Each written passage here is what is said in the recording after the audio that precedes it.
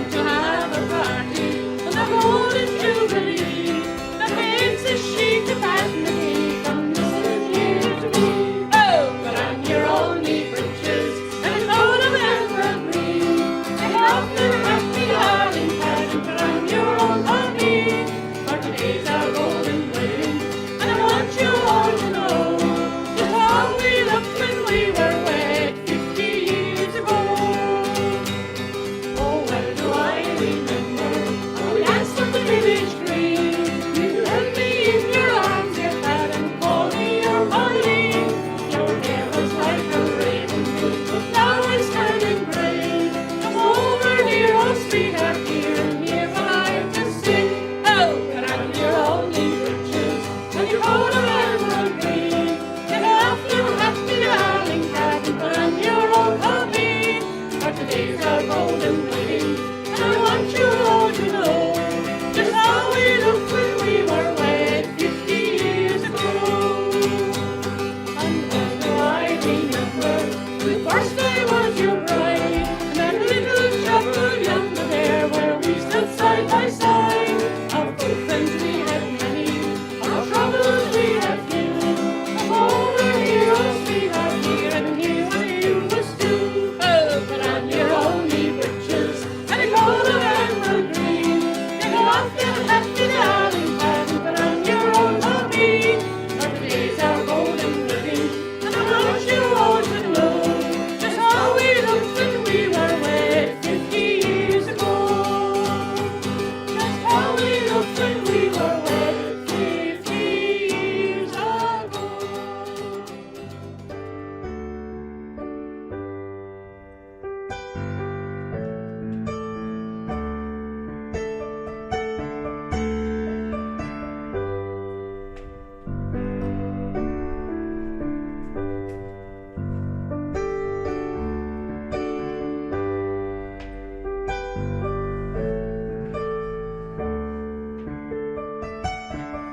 I am an old woman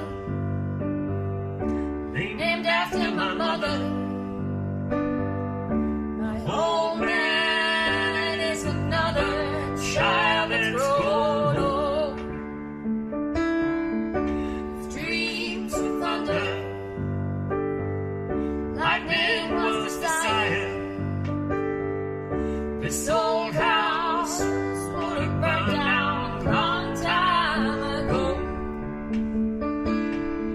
Make me an angel that flies from Montgomery. Make me a poster of an old rodeo. Just give me something that I can hold on to believe in this living. It's just a hard way to go.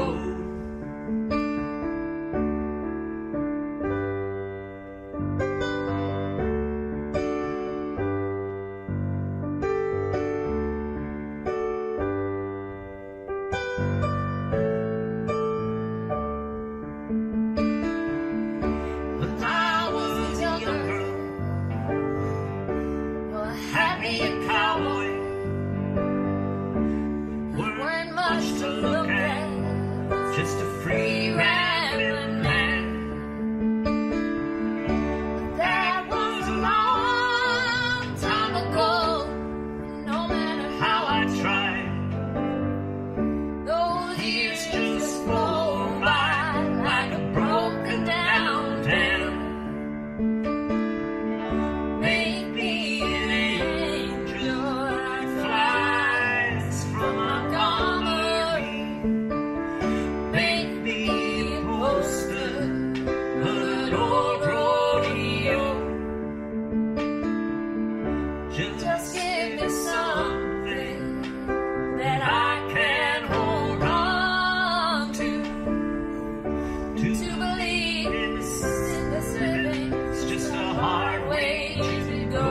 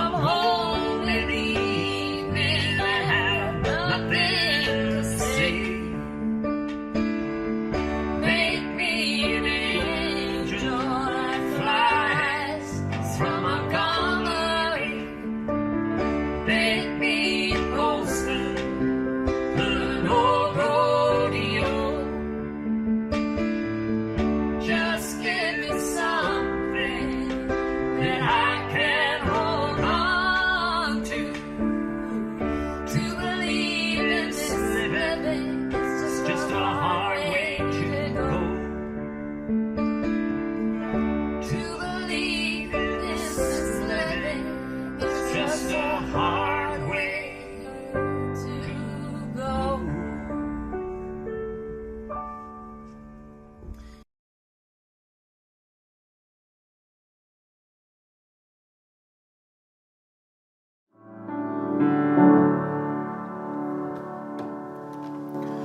Déhúr methe agus fátarráhann sa go dtíon dríon tá míad a ceúra ní cultúra agus tá a goich sa bhaile an písa seo mar sinna hadíont goin le sé bhí.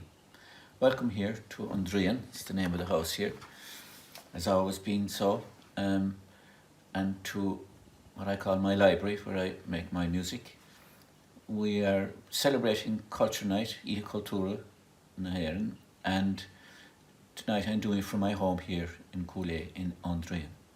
So, tam chun tusnú le piece gunglain siad Andrian. I'm going to start with the piece I put together or composed sometime in the late 70s, early 80s, called Andrian, the name of this house. Obviously, we're all Savalle at home because of COVID. Attention, Marshall.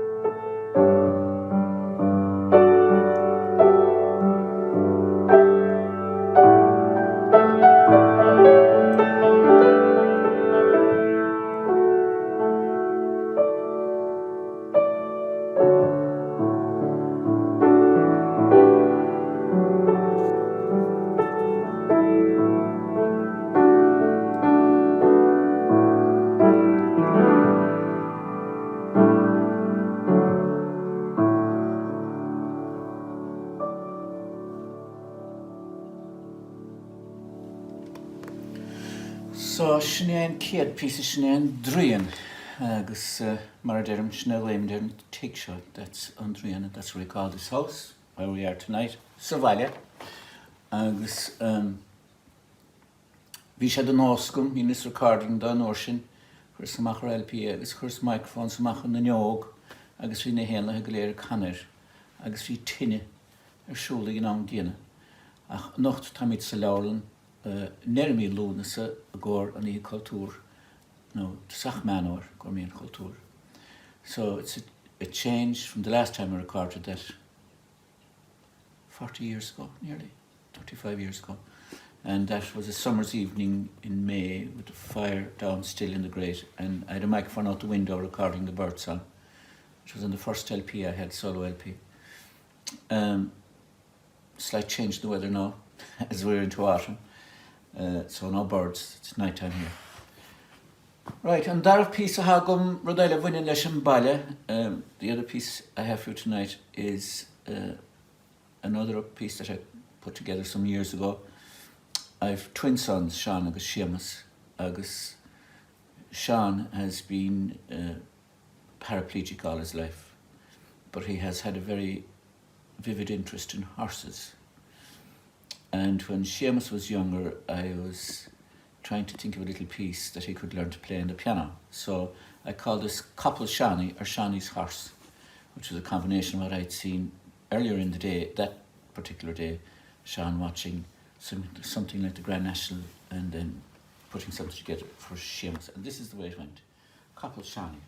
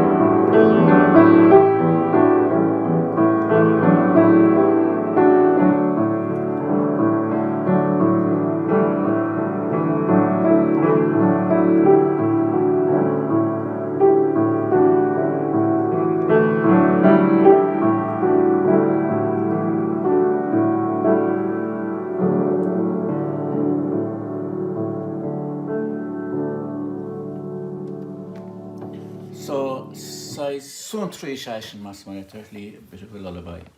Now, it's a piece of nogum di nacht. I have a new piece for you tonight. Yn siartan sy'n catia, no caici so hen, ta na chwyd einlathe, ta mwyd yn doras yn sa sigri an, agus bín siad a canna buile, agus bín siad le clos an clár radio inam yn sa, gach de híne, cwrwch yn ceoi. Agus ta siad le clos ran chwyd recordings a diant gwneud cwyd nhw siad bliana, sa siom siad. I have a new piece for you tonight, which I'll play now as the last piece of this little meeting with you. And for 4 or 5 years now, I have a neighbour just outside the door here in the sunroom outside the library. And the birds sing away, and you can hear them in the background on the radio programme I have every Friday night, because I can't shut them up. And you can also hear them in all the recordings I've done over the last 4 or 5 years. Now there's one little bird out there, a canary, who used to love to sing. Particularly Marnie Chéalacher, when she was recording her album here, the little so-and-so wouldn't stop whistling and shut up. But about 3 weeks ago, he had a little son born, hatched out, and when the bird fledged, the cockbird, the singer, disappeared. I don't know where or how, can't find him. So, sha piece no most to show. This is a piece, I'm very lonely after him. This is a piece to remember him by, from my point of view. So, Tamagwech on Tenin Gloter. You're the first crowd to hear it. I hope it comes back to me again now.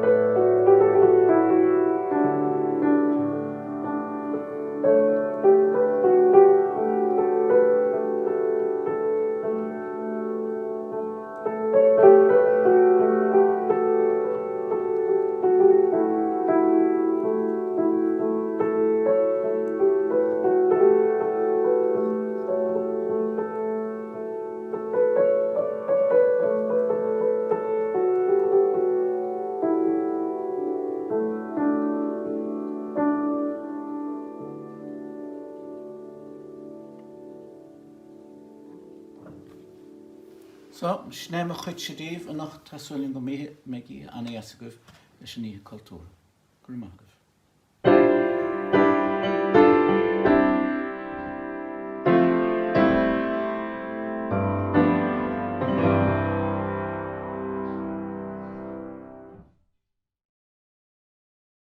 Siodán scríb Ivan Boland achtra hála le lín an gorta mór, achtra a bhí ionste mar scéal féin ag an taithir Pedar ó Léire. A déobh an gorta agus a déobh na daoine bochta cailg lena lín. Quarantine by Ivan Boland. In the worst hour of the worst season, of the worst year of a whole people, a man set out from the workhouse with his wife. He was walking, they were both walking, north. She was sick with famine fever and could not keep up. He lifted her and put her on his back.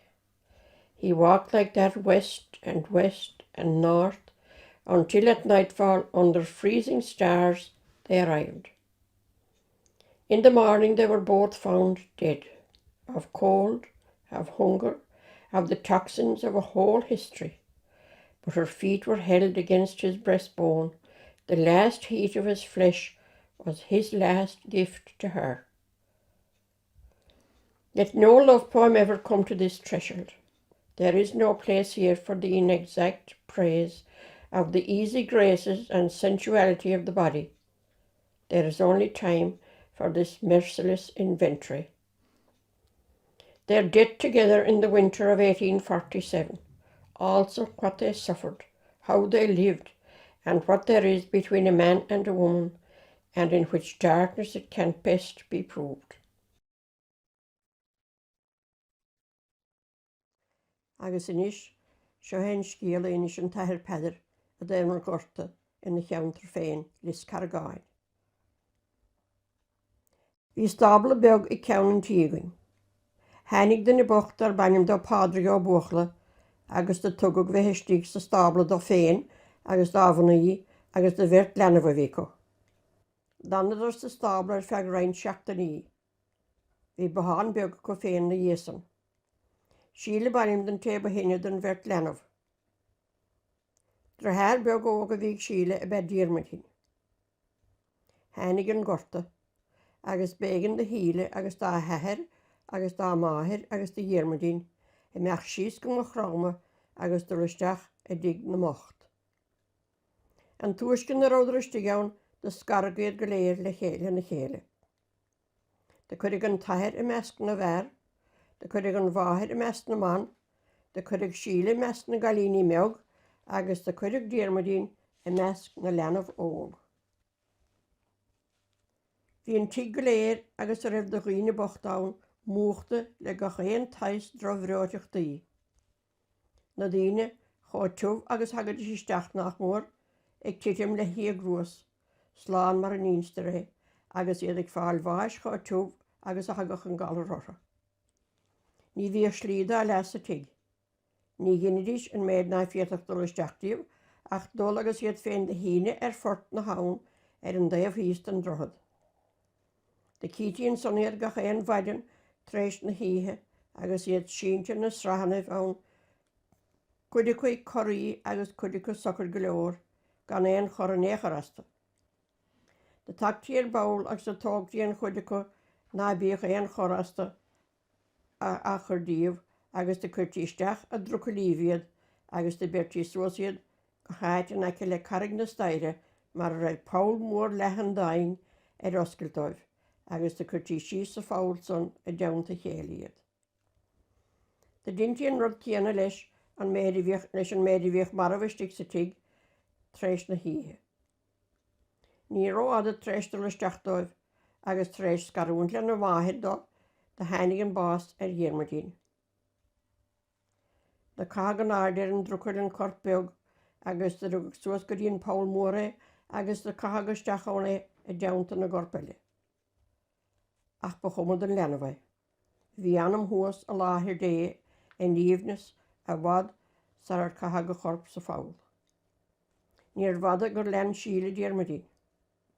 Chuig corpóg sa fáil a chuig a hanam suas mar a raibh diarmadín a láthir dé in íomhnas na bhlahas, mar a raibh sólásacha agus cáilúdar naamh agus angel agus cáilúdar na maid na muire, agus caint a bhí níos fearr go mór na bíarla feidir agus Seanín Philip.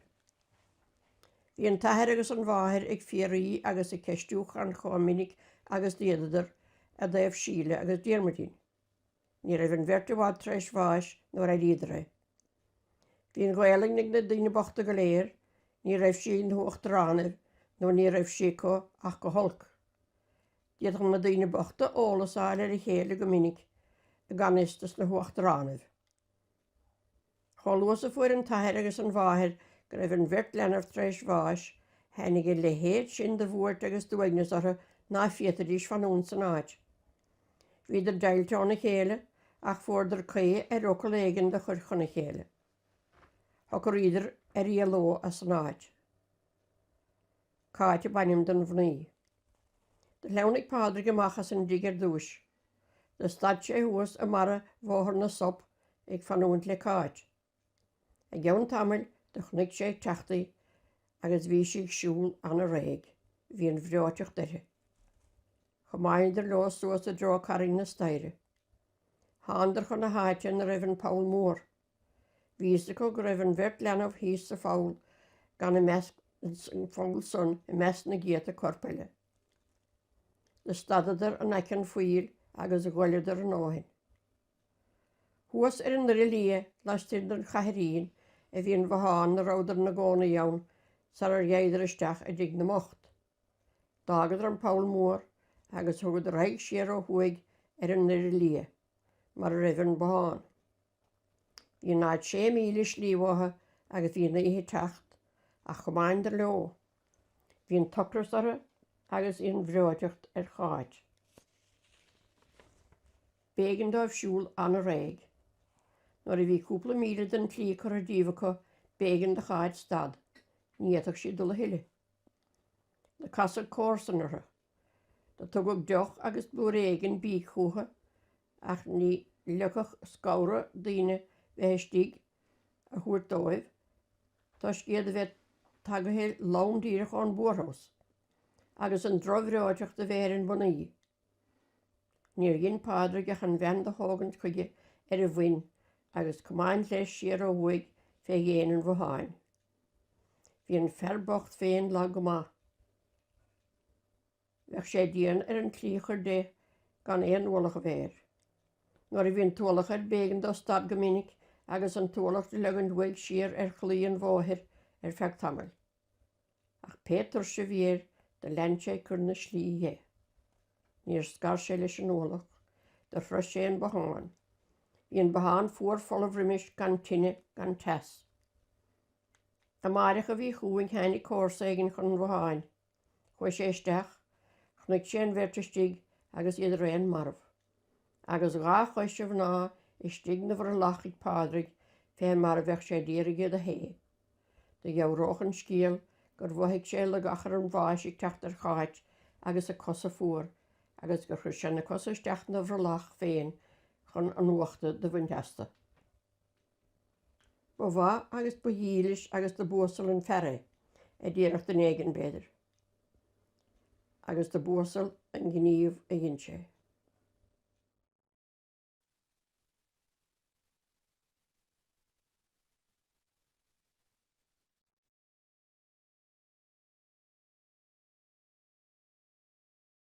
I met him on a Monday and my heart stood still. That do run, run, run, that do run, run. Somebody told me that his name was Bill. That do run, run, run, that do run, run. Yes, my heart stood still. Yes, his name was Bill. And when he walked me home, that do run, run, run, that do run, run. Do run, run, run, that do run, run, run, that do run, run, run, that do run, run. Do run, run, run, that do run, run, run, that do run, run, run, that do run, run. He knew what he was doing when he caught my eye. That do run, run, run, that do run.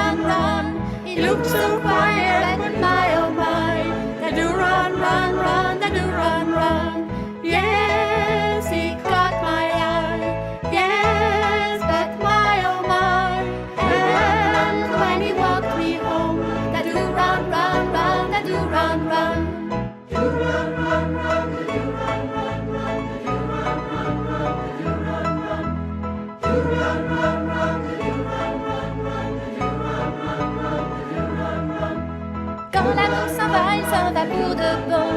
Dadou run, run, run, dadou run, run. Ne pleurez pas, on n'y peut rien au fond. Dadou run, run, run, dadou run, run. Oui, il m'a dit adieu. Oui, après tout tant mieux. Oui, l'amour est un jeu. Dadou run, run, run, dadou run, run.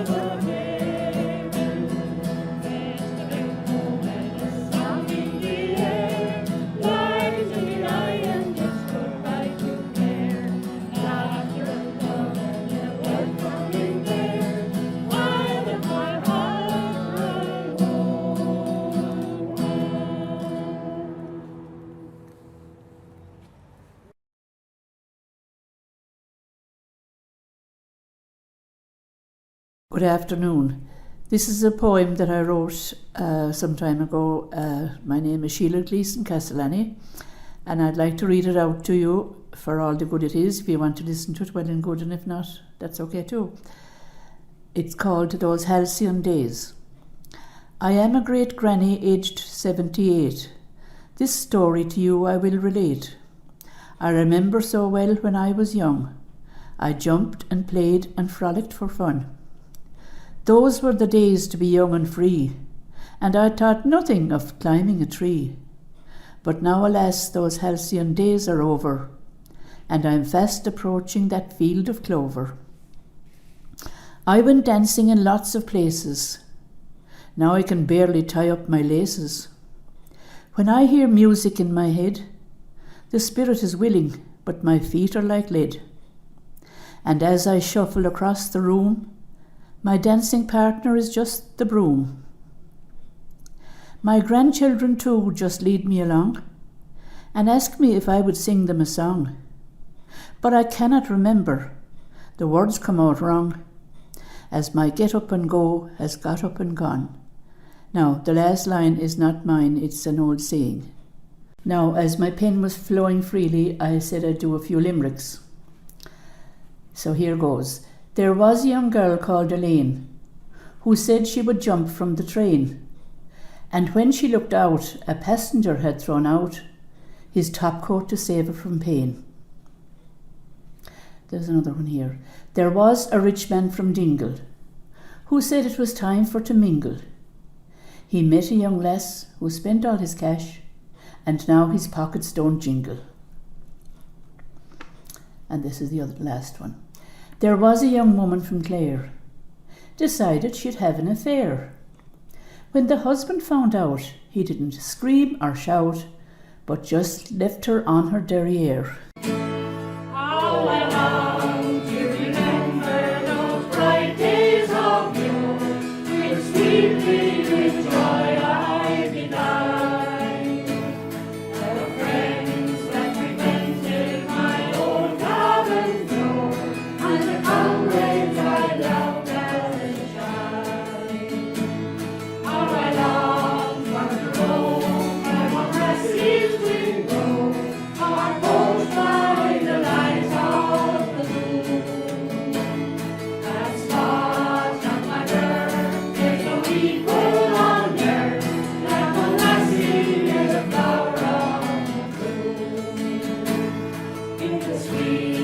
summertime, when the season was fine, our fun would be there all day. The collies would smile like the stars on the sky, when sweethearts served out yesterday. When dancing was over, we stole through the park, each lad with his lassie in blue. As spots on my hair, there's a leaf along there, like one lassie, the flower of the blue. For now I must go, for my old days at home, and cross over the wide raging sea. To leave behind both dwelling and time, and the longing so dearly of me. So fortune is mine, far away from all mine, and pray that the day will come soon. When I say once again, my lonely domain, Mount Patsy, the flower of the blue. So friends, come with me, and it's there you will see the apples and cherries in bloom. And the dew island valley, where I first saw the light, Mount Patsy, the flower of the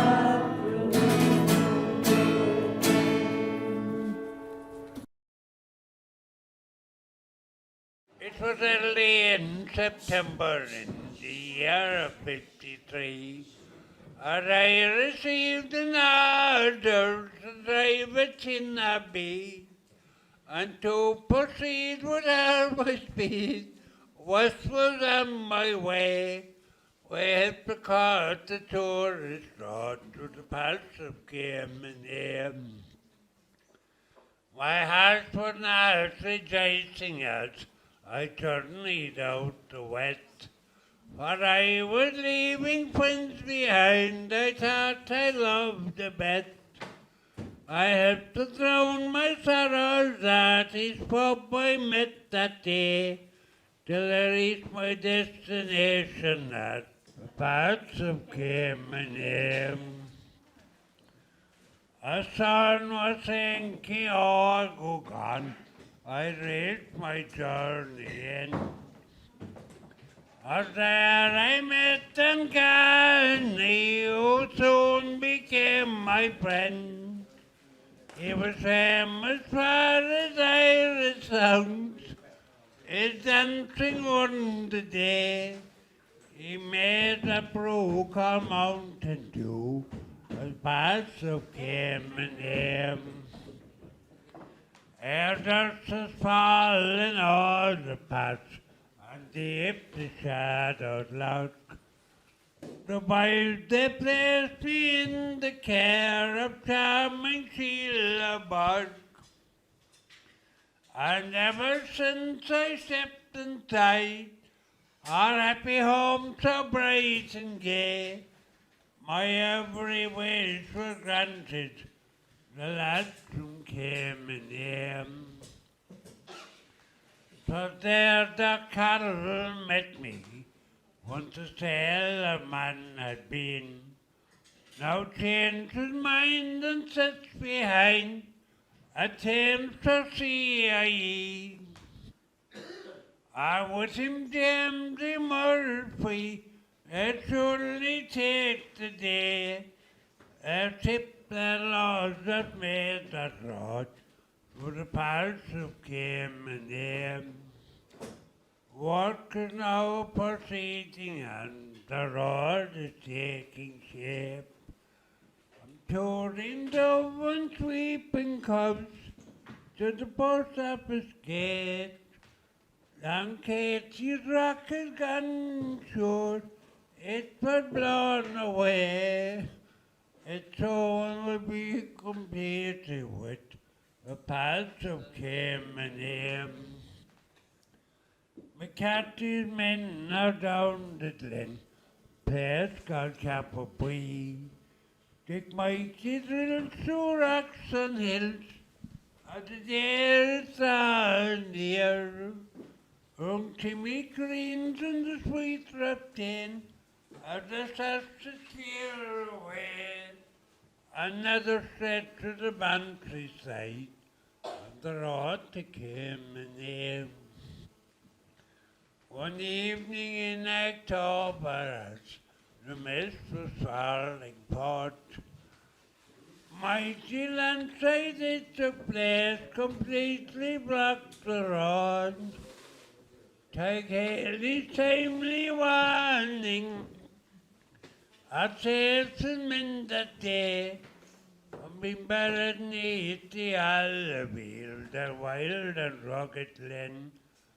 When peace and all are settled in the scene, there in the midst of all the rocks and the Bullseye, they say it was a miracle that he escaped that day. Big rocks piled down about him as the pastor came in here.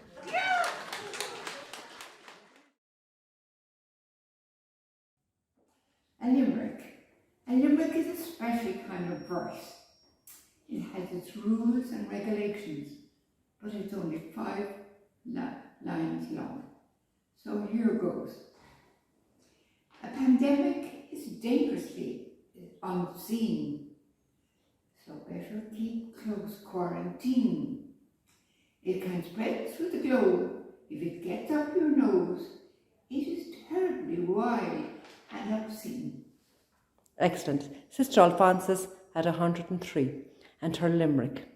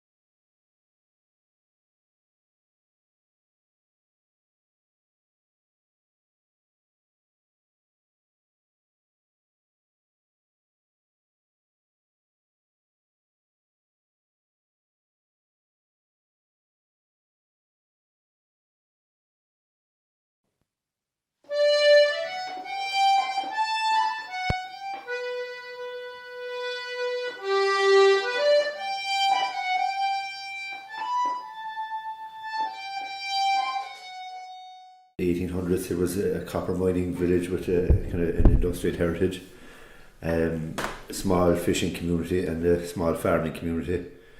It's fairly sparsely populated at the moment, with immigration and rural decline.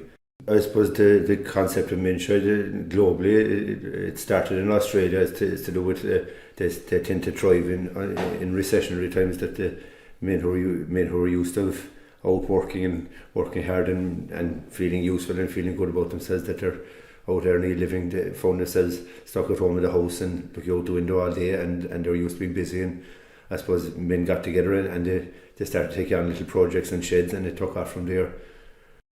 Our nearest offshore island, Dursey Island, where Ireland's only cable car, there was never scrap metal collected there, and there was abandoned tractors and cars and horse ploughs and all kinds of everything. We gathered approximately 15 tons and brought it out on a chartered boat and sold it, and we gathered scrap metal on the mainland as well. And from there we bought our first load of concrete for the slab for the base of the main shed that we're here now in. We bought a lorry load of timber and we built a timber frame building, and we're going from strength to strength. It's a very important aspect of the main shed concept is that sharing of skills and even sharing of any life experience. We have loads of people here who they may be skilled or very knowledgeable on fishing or farming, and they can pass on that kind of information. And then we have the computer class as well, which is in this day and age is vitally important as well to be computer literate. Everything is moving to online and even for farming applications and all this kind of stuff. So we're really grateful to the ETB for laying on courses and education and training here in Ali's Minshed, and in particular the tractor, because the members of the Minshed were already attending the restoration of a tractor, and they got to learn mechanical skills. We have a Ali's Minshed choir. It's a real social outlet. It's something different, and it's really going from strength to strength. Hold up our anchor, determined not to fail. For the heart's treasure, together we set sail. No maps to guide us, we steered our own course. Rode out the storms when the winds were gale force. Sat out the doldrums with patience and hope. Working together, we learned how to cope. Life is an ocean, and love is a boat. In troubled waters, it keeps us afloat. I love the idea that somebody that's at home with nobody to talk to, looking out the window at the rain, can come over here and go home with a smile on their face.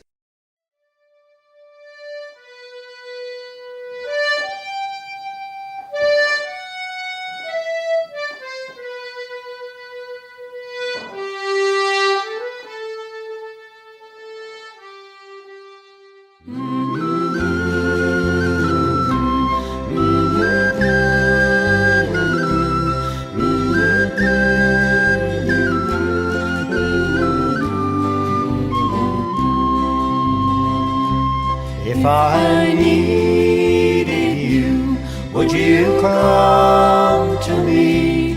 Would you come to me for to ease my pain? If you needed me, I would come to you.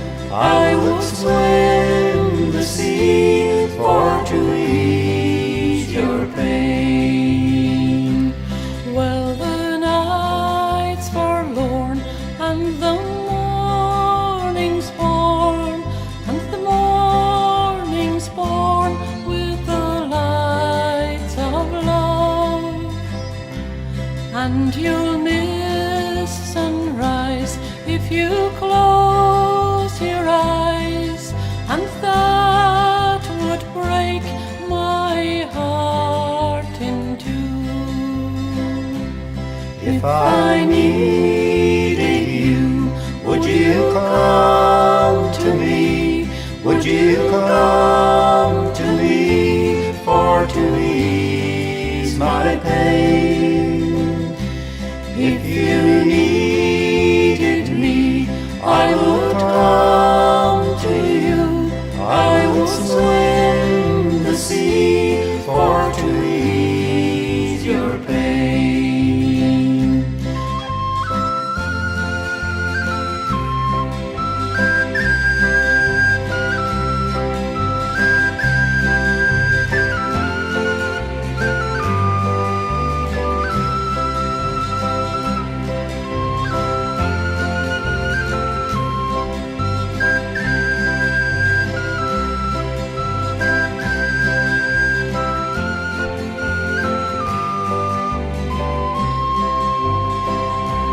Baby's with me now, since I showed her how to lay her lily hand in mine.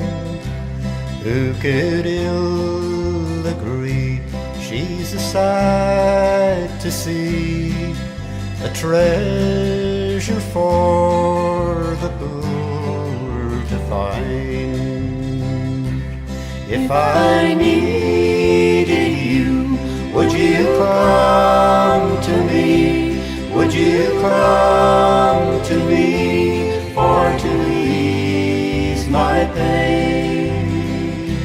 If you needed me, I would come to you. I would swim the sea for to ease your pain.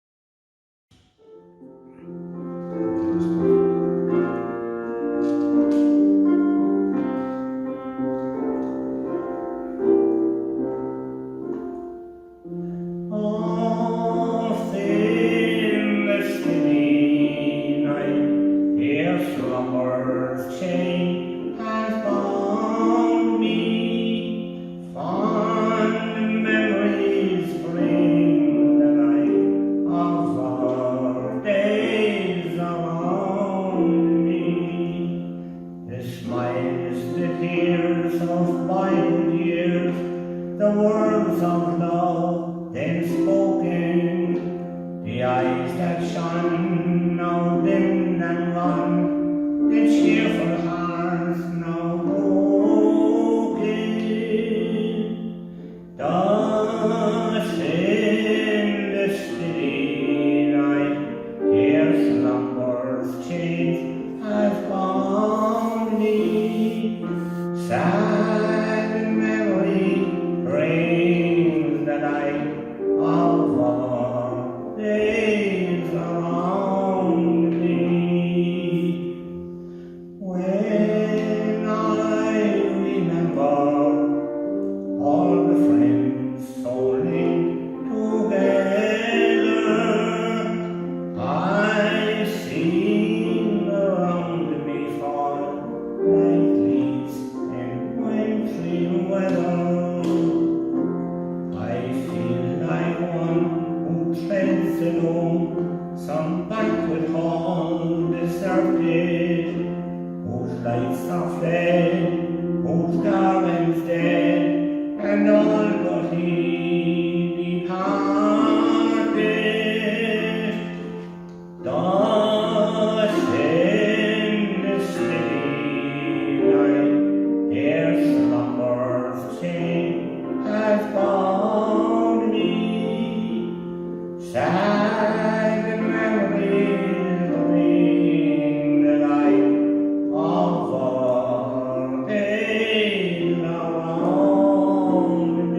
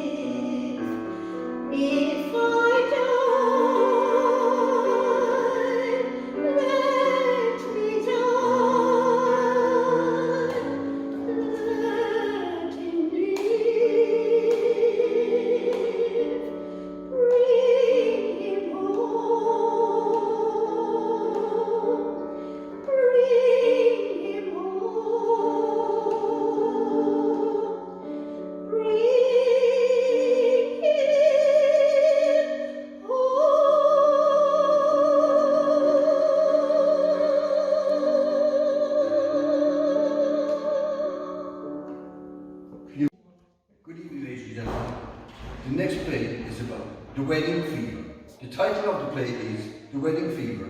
The author is Michael John Gallagher. There are two characters in the play, namely Paul and Peggy, who are a courting couple. The actors are Michael Kiley on my left and Michael John Gallagher. When the play opens, Paul and Peggy are discussing their situation in the coffee shop. You know yourself, you're right, Paul. You know yourself, Paul. I feel very sorry for your mother. But I wouldn't anyone, but of course not. And at the same time, don't you see that it's the diagnosis will solve the biggest problem that you and I have? Yes, you're right. And when the inevitable happens, Peggy, it will clear the way for you to take your rightful place in the house. God knows the old lady has kept us waiting long enough for that to happen. Oh, I'm so excited, Paul. The doctor said she may not even last for 4 months, you know. And I'm sure that after her pilgrimage, she's been in a much more mellow mood. And for the time that she's left, it means we can set the wedding date down there. Great. 6 months time. Great stuff. I agree, Peggy. Let me see now. I'm sure Tom, my cousin, has collected her from the airport and brought her home by now. Tomorrow, darling, I'll have a word with the architect about the house renovations that we want to have done. And he'll come to the house and draw up the plans the day after the funeral. Oh, that's great, Paul, that's great. Then, you see, the building contractor can start work straight away. You know yourself, Peggy, there's no chance of us getting any changes made while she is still there. Don't I know it? Sure, she never wanted me in the house anyway. I was never good enough for her son, you know. No. But I don't mind waiting a few months more. That attitude was just pure snobbery on her part, dear. Anyway, I'm really looking now that there's light at the end of the tunnel. Oh, one more thing. I'll call in to Jimmy Clancy, the undertaker, tomorrow. You see, by paying for her funeral in advance, Peggy, we'll get it cheaper. And then we'll have no debts hanging over us. We'll be able to focus on paying for the house renovations and on paying for the wedding. It's all coming together. Oh, darling, it's all so wonderful. I booked a hotel and a church tomorrow. And I'm for a brand new wedding. We'll be well able to afford a big posh wedding. Now, when your mother's gone, isn't it great to know that you'll inherit the house? And the land and the bank account, oh, and the honeymoon in Barbados. I'll put that too. I bet it will be the talk of the parish. Sea and sand and sun and sex in Barbados. What more could any man want? My God, Peggy, you have it all worked out. I think I'll be marrying brains as well as beauty. Oh, go on with your Paul. Would you say the nicest things? Just think of it. In 6 months' time, I'll be Mrs. Paul Johnson. And I'll be the queen of the house and the queen of the land and the queen of the bank account. What, I'll be the richest farmer in the parish, and we'll be throwing the biggest wedding bash ever seen in these parts. It's all a dream come true. Aren't we too blessed? Oh, I must remember to order my wedding dress. It's all coming together for us, darling. As in a fairy tale, darling. As in a fairy tale. How lucky we are. Indeed. It's certainly it's a dream come true. Indeed, we couldn't be better off. I'm so delighted. Isn't God very good to us, Peggy, darling? Yes, and how we want now. Oh, there's the phone. Hello? Yes?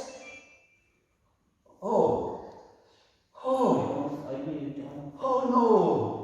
It can't can't be. No, I don't believe it. That's impossible. What is it, Daddy? What is it? You look to me in shock. Oh, Peggy, it's my cousin Tom.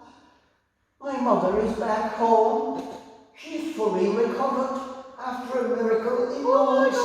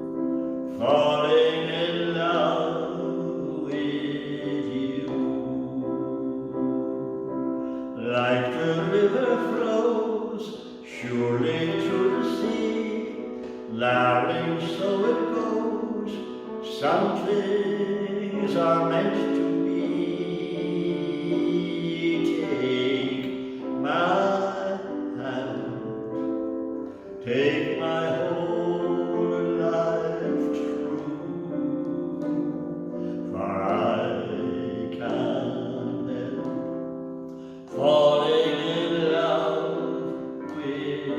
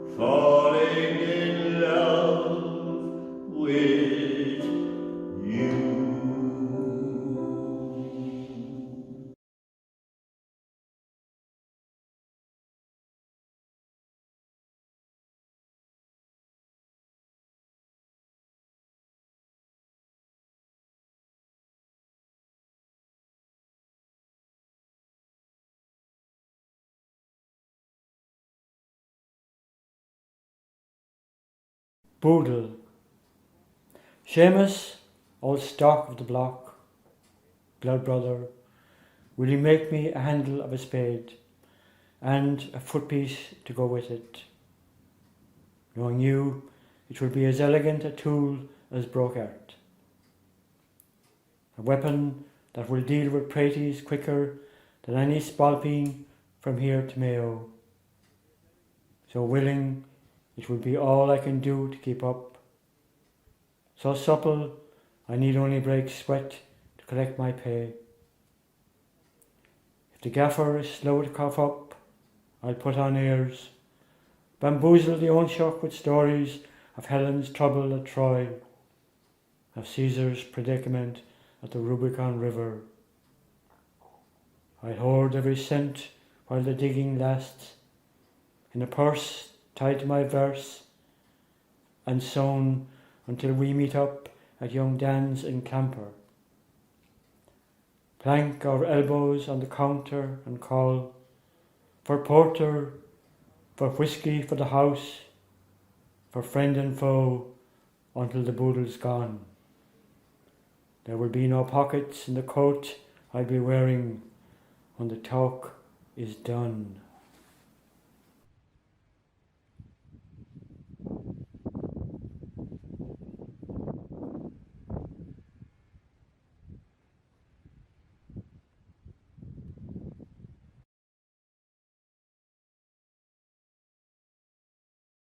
Fatten here. I'm talking to Susan Murphy Wickens, and we're both in a haiku group on the island, on Sherkin, and she's going to tell us a little bit about it.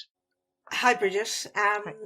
In the past few winters, the artist Tess Leake has given haiku-inspired poetry classes on the island. This winter we had another class, which was a tanka poetry class. Originally from Japan, haikus are 3-lined poems with just 17 syllables. The first line is 5 syllables, the second 7, and the third 5. The tankas have a further 2 lines and an additional 14 syllables. So the tanka would be 5, 7, 5, 7, 7. We don't always follow the structure exactly, but its preciseness makes you consider every word that you include, so it's a really good help. The poems traditionally have an element of nature in them, but as you'll hear from the ones I read, that they're not always the case in our poems. We have already created one book called Haiku Island and have another in the works called Air Branches, which we hope will be produced when all this lockdown has ended. It's a lovely way of meeting up. Well, it's in the days that we could, and to share ideas and stories and emotions. In these times, haikus have been really helpful in bringing us together through Zoom and on a WhatsApp group, and that's been really lovely. I'm going to read just a few contributions from a selection of people who have participated in the classes over the last few years. First is Peggy. Peggy's haikus are inspired by her garden. Bluebells, a hazy bank, spiced with buds red and white, a springtime pleasure. Her second haiku is baby hare sits sunning, tasting new grass and learning. Patient is the kestrel. I really like that image of the kestrel waiting to pass. Stunning. Clever lady, Peggy. Very clever. The next 2 haikus are from Tess. Tess made these on a very wet day this week. Everything looked so heavy with the rain, but the Irish flag by the community hall was still somehow able to fly. And Tess took this as a symbol of hope during the crisis. This haiku reflects that. Rain bashed, wild garlic, cherry blossom hanging low. Still the torn flag flies. I'm going to read that one again. Rain bashed, wild garlic, cherry blossoms hanging low. Still the torn flag flies. That's beautiful. Her other haiku paints a beautiful picture. This field of daisies, dandelion, celandine, music to my eyes.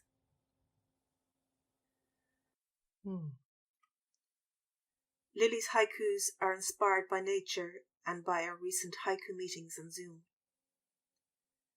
The first haiku is: Spring's budding beauty, May tree blossoms overnight, fall's fruit is calling. And her second: Zoom meetings show me bodies are just substitutes for the real thing. That's beautiful. Next we have two haiku from Burr. Burr was also inspired by nature and the elements. Ferns slowly unfurl. A butterfly flutters by, lark in the blue sky.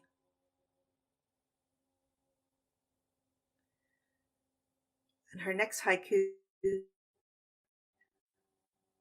Cold wind from the east, but still, blue skies, turquoise sea, black cormorant dips.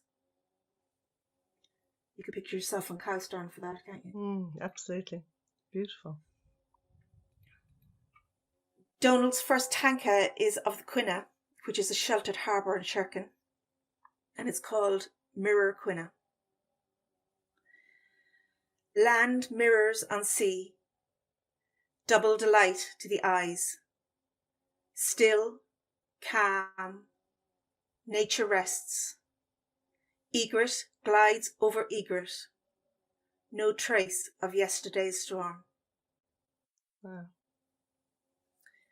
His second tanka is a look inwards, and it's called Uproar. Noises in my head, taking shape and form, pushing into corners, reaching empty vacancies. Noise of quiet silence. And there's a person called Bridget. Bridget explains that we were given the word flashlight as a prompt. The previous night she was woken by lights outside in the farmyard, and it's called Birth. Torchlights cut the dark, searching for her steam bulk. Hooves stamp the cold ground. She heaves, pushing out new life. A wet, slicked calf from Michael. I love that. It's beautiful. And she also wrote a haiku on her first day back down a little cove after a long winter, and it's called Spring Breath. Hush, breath incoming, of tide on shell-littered cove, spring sunshine glancing. You can hear the soft waves in that. Thank you, Susan. There's a real sense of hope in that one. Nigel has given us two tanka. The first is about the elements. First a whispering, then a steady moan ensues. Now a gusty roar, leaves bending and twist their stems to snap and be blown away. Wow. The second tanka is from Nigel, was prompted by the word spoon. So at our classes, we'd often be given a word and we'd write a tanka or a haiku around that word or be inspired by the word. A gentle bloop, bloop. With silver spoon, I stir about my breakfast nearly ready. Maple syrup and fresh cream, hot heaven in a cereal bowl. Yum. You can hear the porridge there, can't you? Yeah, it's a great sound. Yeah. I'll finish with a tanka and a haiku that I wrote myself.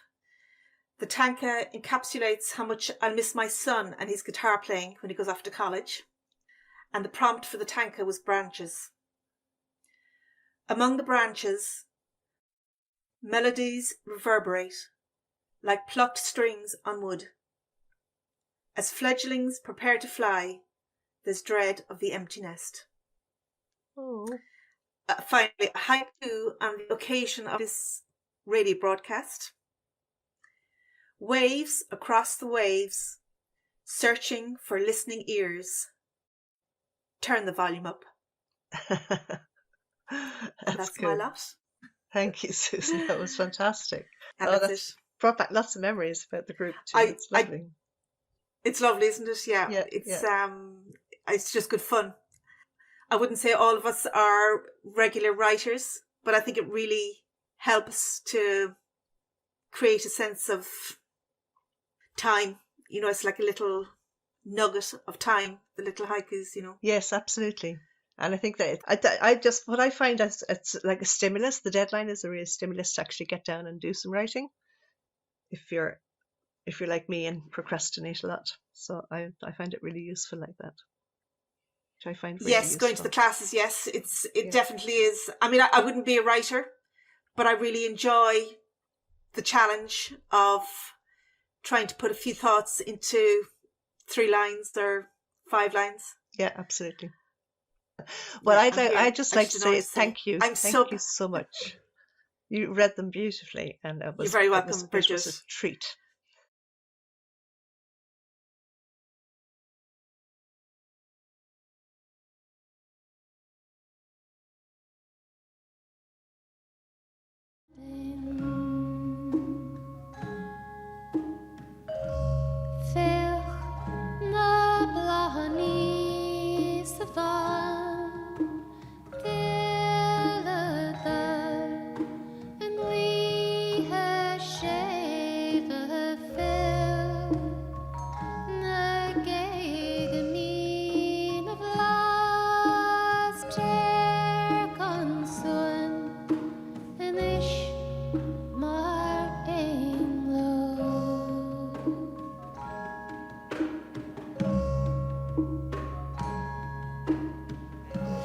Seeing the Gamelin performance today was very different. It's my first time seeing it used in this context to help mental health, and I can just see the benefits of it, how the group are so unified and the connection they have between each other through learning the music like that. So I think it's huge, and I think a lot more people will probably join up after if they've seen the performance tonight.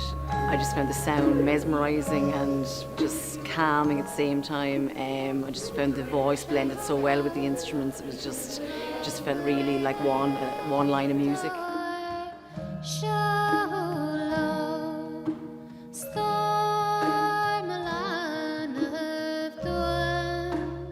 When I came in, I was a little rushed, but I settled down, and the music just, when you listen to it, it sort of like becomes a part of you, and you get relaxed, and you really start to appreciate things more.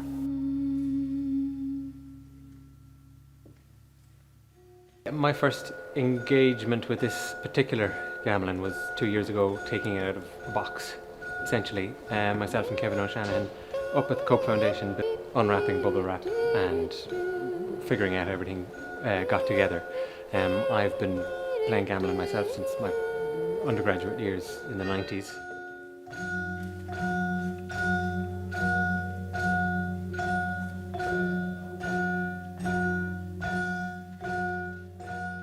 Puppetry reminded me of poetry. It kinda in general reminded me of Irish culture, being out in the garden and having like fresh air. It was a really creative work of art. Very ceremonial, very beautiful.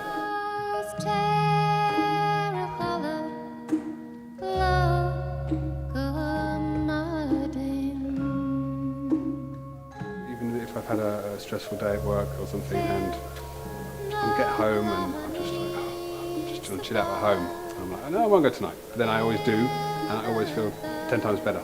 I feel good, absolutely, from the moment I'm sitting down there, and the sound is coming from all around me with other people playing, and it's just beautiful, really beautiful. There's something about teamwork for me, the excitement of teamwork and the excitement of being part of a whole. The music is not, it's kind of supposed to be non-hierarchical. It's one of the types of music that proves that the whole is greater than the sum of the parts, because everybody has a part, and the part itself may be quite repetitive and quite simple, but without it the music wouldn't really function. Everybody has a role to play. Even the gong, which is the most important instrument of all, is the one that actually is played least often. The normal hierarchy is actually upended in that sense, where it's not that there's no leader, it's that there's kind of co-leadership across the entire ensemble.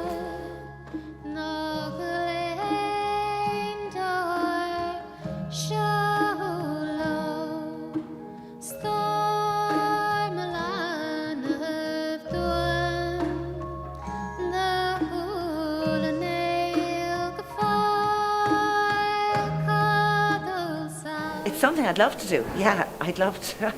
Found myself thinking I'd move to Skibbereen to be part of the Gamelin. It gives me a sense of peace and calm. It's good for your soul, it's good for your body, and it's great for your mind. Like someone said in the audience tonight, it's like you're transported to another world.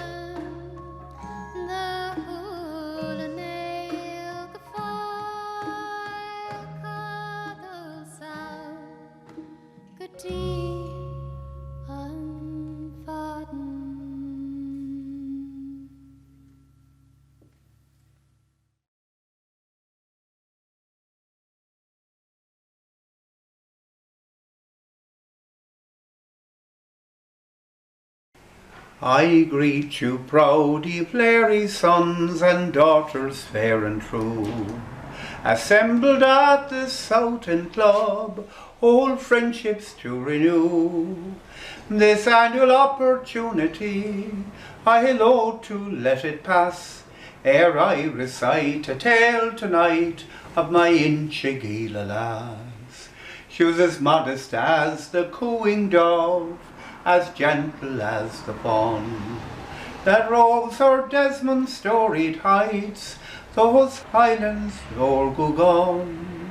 No goddess fair in Grecian air, in beauty could surpass my winsome rose, my Maureen oak, my Inchigeelagh lass. Like all the boys along the Lee, I joined a rebel band, and pledged myself to freedom's cause for dear old motherland. An outlaw I was forced to flee from Kemeny's famed pass, thus forced to flee from Erin's Lee and my Inchigeelagh lass. Culture Night, we're honouring, and we're bringing you a little bit of music and entertainment from Inchigeelagh. And our location this evening is in the Store of Memories, which is a little museum here in the middle of Inchigeelagh. It was the Bullen family, and it was originally a shop. And the people that were associated with the shop was Dorothy O'Sullivan and her husband Timmy Johnny, and their son John Sullivan and his wife Lil. The family then have kept the integrity of the place, and in the last number of summers they've been running a museum here, and we've also had a pop-up shop. So I hope you enjoy your visit to Inchigeelagh this evening, and we look forward to introducing some of our local musicians and our local talent.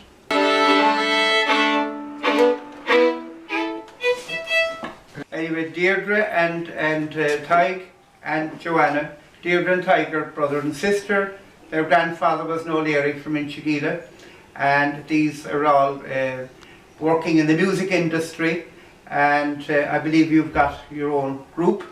Yeah, so we play in a group called One for the Foxes, and Jerry, you're a member of a number of shows at the moment. Yes. So, yeah. She has done a lot of theatre work, I suppose, really, isn't it? You've worked the music circuit in Ireland, and you've entertained abroad as well. But we were very lucky to have them here this evening as part of our Culture Night contribution from Inchigeelagh, and I'm going to let you off with it? Yeah. Yeah, so Deirdre, Tig and Joanna. Play a few polkas? Sure. Yeah.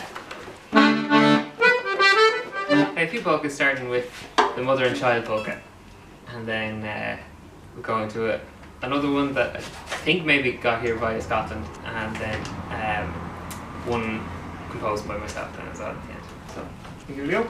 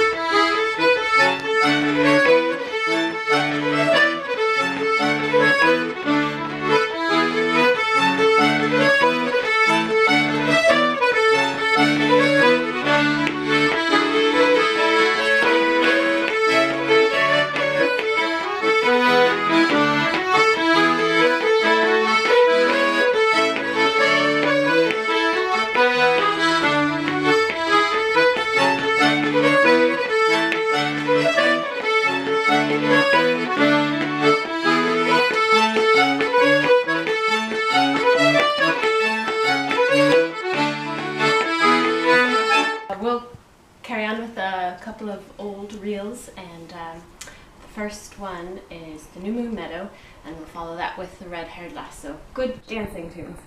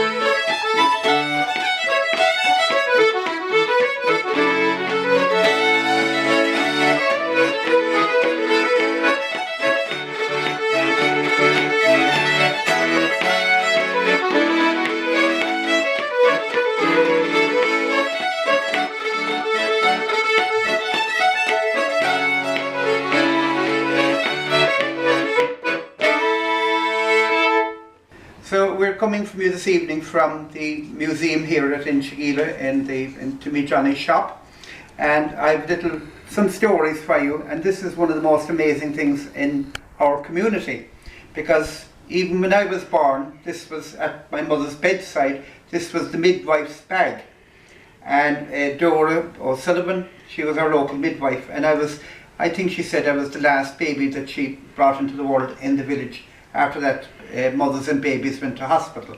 So it went around to all the houses with the midwife. So it saw many of our community coming into the world. So this is O'Sullivan's bag, and we've got her granddaughter, Liz, here, who has made the shop and the museum available for our recording.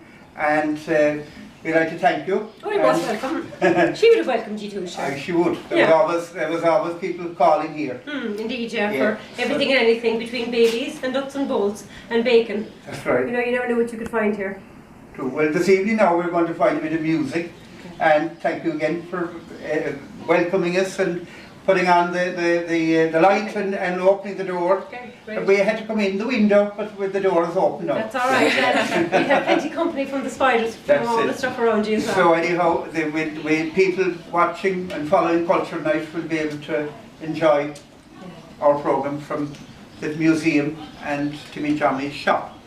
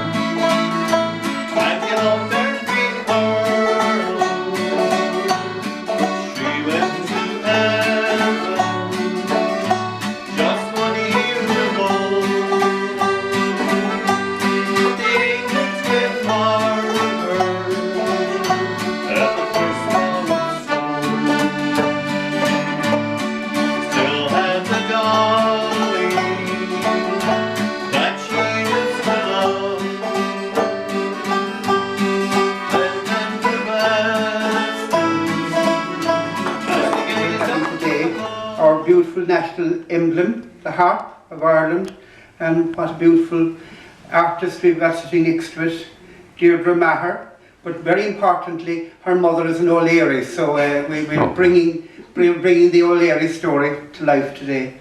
Deirdre's living in Inchila, and she is in between her studies. Music is her field, so I'd like to introduce you to Deirdre, and maybe Deirdre will say something about what she's just played, and we invite her to entertain us some more. Thank you. So that was just a slow tune there called Isle of Woods, written by a fiddle player actually from America, Liz Carroll. I'm trying to think what I could play now. I'll play another slow piece, and it's called With a Love That's True, and I learned it off a CD of a piano player called Porrick O'Reilly, and I'm not sure where he's from.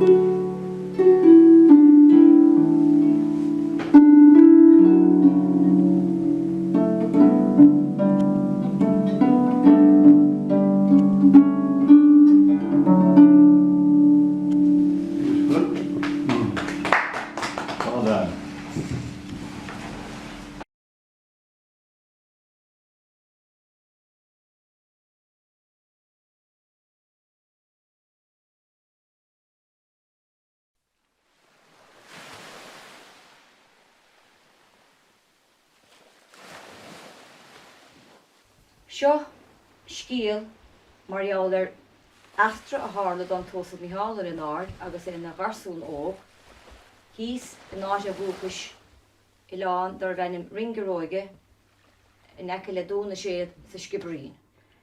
Ín seo sé hénig an nachtra dúin inis in na ám hénig.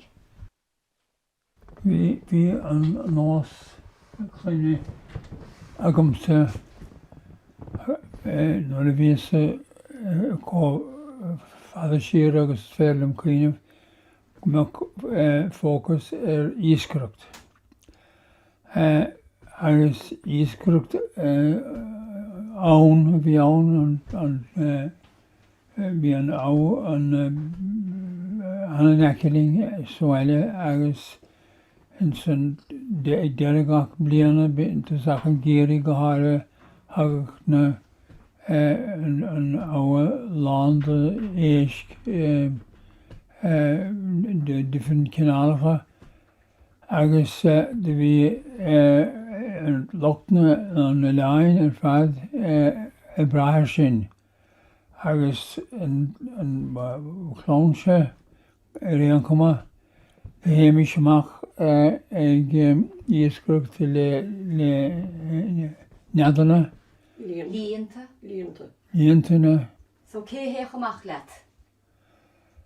mar gan dát sesin deagríoch sesinne agus de bhíoch beidir bert dá leanaí a dá leis.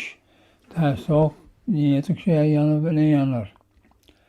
An rud bhí ann ná de raibh amach le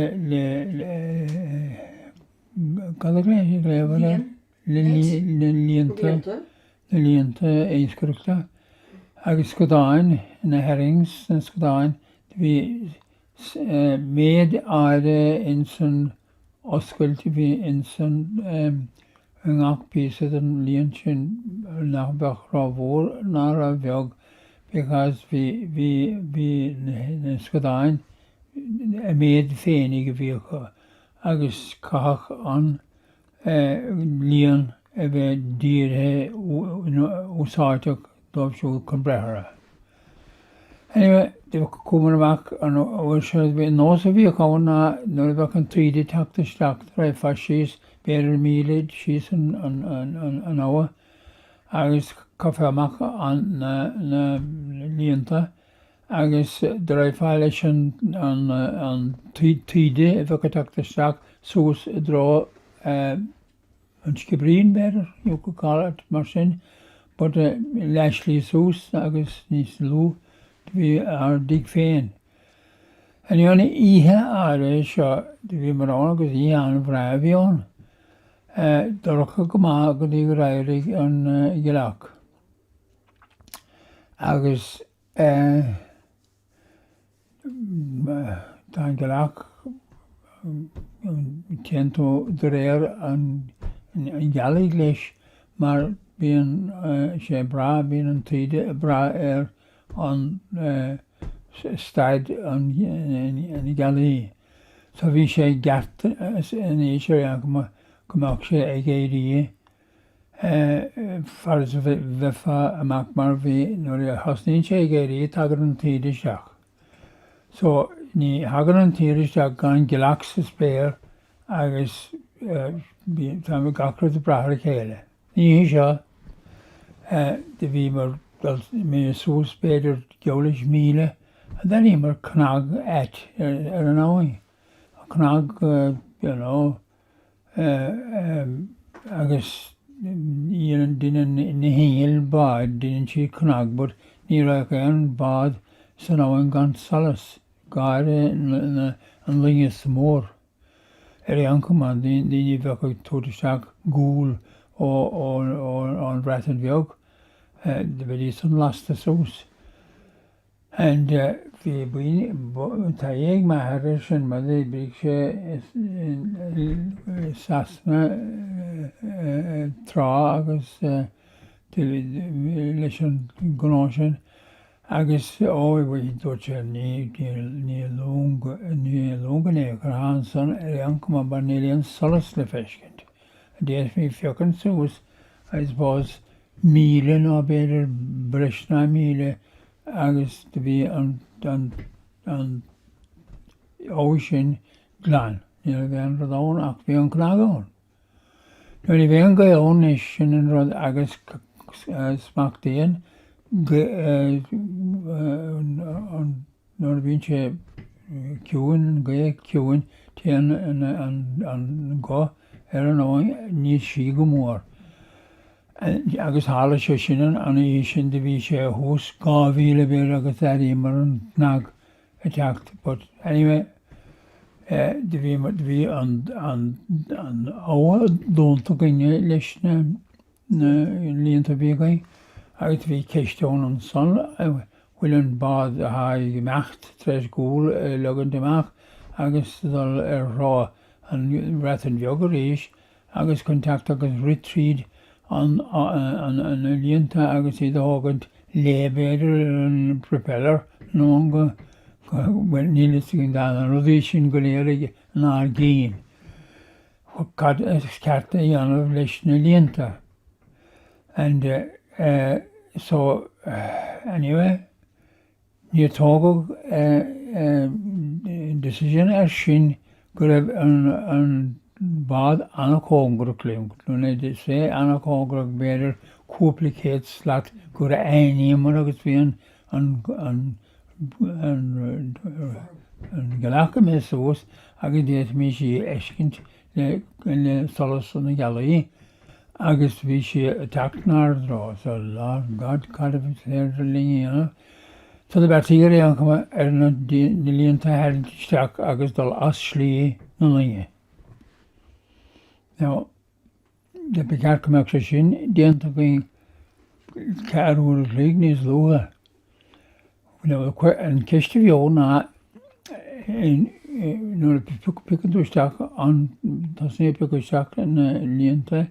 Tågen kjøkken en lang lesperatner over Lienta skole, så det blir en lang telling til over tresten havn, og ikke skulle de makke de lærne havn, agus maskine igjen fast degen av, agus en nacht, en rullar solging til meg dirigen rulkene, ja. Lang dagt, agus takt, agus kjenge dirigen Immer as at Lee tre an Lien a hand shach gmar. Vi Shiana Narbakayan Rod Spargay. Activi a directly Dirach in long a logan to way. So in Mahar Scrather and come Cowell for Silcha. And general, where are your lights? And with them, we had no lights. Anyway, instant, a long while heart to be mavad agus not near Baldner and Badbjörg. And we our hose to sacken wide, and we gra down a larby, we gra her egg bone near Krugan Bad, stacker shin near Karakuan, and the tone to our deak on bad more shin a gual heart. August vies hose a rankma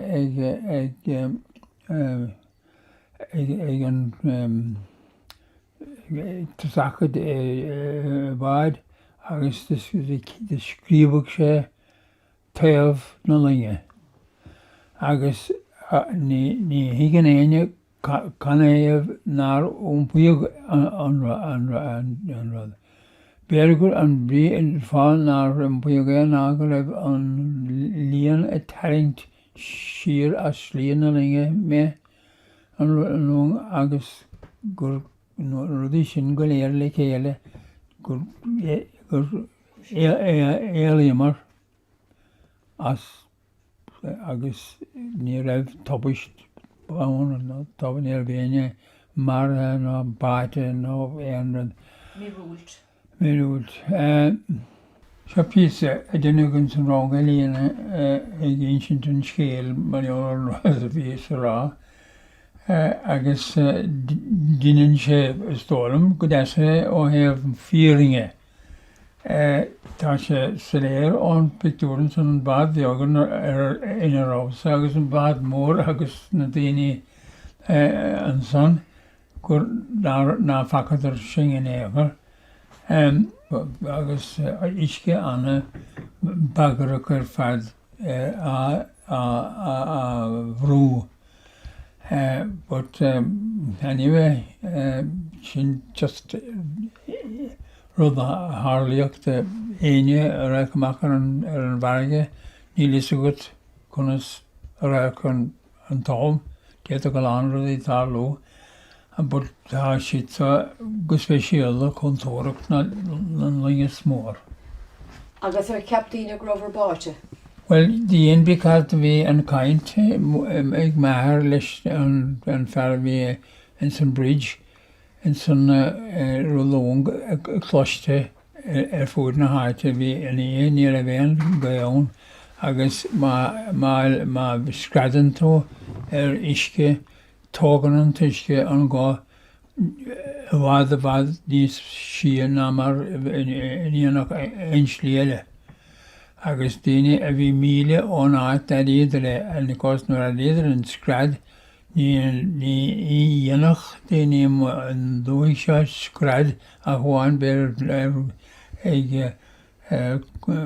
no ddim y cwmortas peler siŵr nhw'r ddegen bod y stihe ni un o'ch ein sgrad mae'r leid y fi sais nos, fi'n yn nos y fi egen pobl yn son y fi cwn y stihe. Ac yn nhw'r ariad yn sgrad wyl eis bod y capedr gwrdd triblod an y fwr sy'n awing and dy fi sy'n gwneud cwrs gyromor y gysgwyd because fi mis y gysgwyd gach i and dy handler cwna ate agos, you know, dy gwrdd ceist nhw'r fi handler dag wyl ti fod ce? Twy'r ddegen mar sy'n and Dwi'n mae'r gybra hi, dyma gybra, and dim either. And but nôr fi mor ddol o wael cwn y ti, dda mor gol y tact o'n dig. Mae'r fi fair agos laniele fi sytig. Fi Bertna trwy'r elis sytig agos dwi'n sgil fi closti o goson agos beder gwr, you know, gwr efsyd. Ni'r adil ydw sy'n sgrad rwyf yn dras oedd yn ehe gan cwys. Mae'r ef yn lles and fydd yr gol. Fi mae fair y gol agos fi mae ffwr y gol. Nôr y cwmr y stac, so I tell you, dy fydd rhan a hasel eisiau sgil nôr y gwrdd sy'n eisiau loer y stac o.